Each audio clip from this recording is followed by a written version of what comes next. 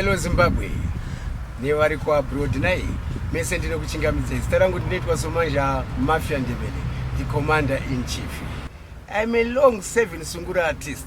Zimbabwe, I'm coming to you with a heavy heart. Ndine zvakawanda zvandakagukuchira zvandoda tipakurirane tiri pamwechete semuri. Murwendo rwedu rwemagitari kune zvakawanda zvinoitika zvakasiyana siyana. Zvimwe zvamakanzwa, zvimwe zvamakaverenga, zvimwe zvinoitika ku backstage zvamunenge musina bvura makasangana nazvo.